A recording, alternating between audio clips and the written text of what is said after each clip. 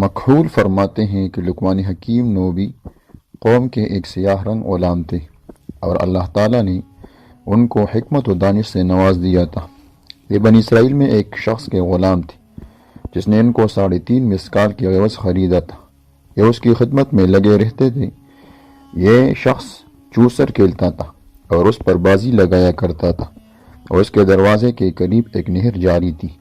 ایک دن اس شرط پر چوسر کھیلی گئی کہ جو ہار جائے اس کو اس نہر کا سارا پانی پینا پڑے گا، یہ اس کا فدیہ ہوگا یا اس کا فدیہ ادا کرے گا۔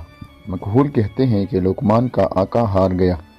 جب جیتنے والے نے مطالبہ کیا یا تو سارا پانی پیے یا اپنا فدیہ ادا کرے۔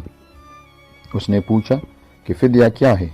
اس نے کہا تیری دونوں آنکھیں جن کو میں پھوڑوں گا، جو کچھ بھی تیرے ملک میں ہے وہ سب فدیہ ہوگا۔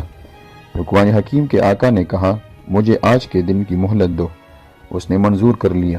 کہتے ہیں کہ وہ بہت غمگین اور آزاردہ تھا۔ لقمان حکیم لکڑیوں کا گھٹا پشت پر اٹھائے ہوئے آ پہنچے اور آقا کو سلام کیا، پھر گھٹا کو رکھ کر اس کے پاس آئے، اور اس کی عادت تھی کہ جب وہ حضرت لقمان حکیم کو دیکھتا تھا تو ان سے دل لگی کیا کرتا تھا اور ان سے کلمات حکمت سنتا اور تعجب کیا کرتا تھا۔ انہوں نے اس کے پاس بیٹھ کر کہا کہ کیا بات ہے، میں تم کو آزردہ اور غمگین دیکھ رہا ہوں۔ تو اس نے ان سے اعراض کیا، پھر دوبارہ سوال کیا تو پھر بھی اس نے جواب سے گریز کیا۔ پھر انہوں نے تیسری مرتبہ پوچھا، اس دفعہ بھی وہ خاموش ہی رہا۔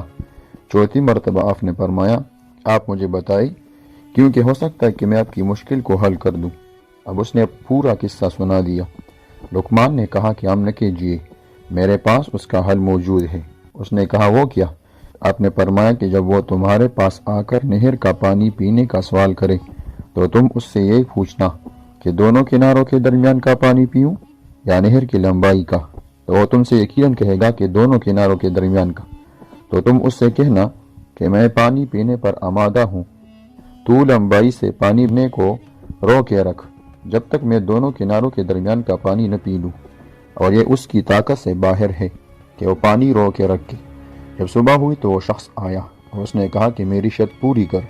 آقا نے جواب دیا کہ بتاؤ، دونوں کناروں کے درمیان کا پانی پیوں یا لمبائی کا؟ اس نے کہا دونوں کناروں کے درمیان کا۔ اب اس نے کہا اب بہت اچھا، لمبائی کے پانی کو روک لو۔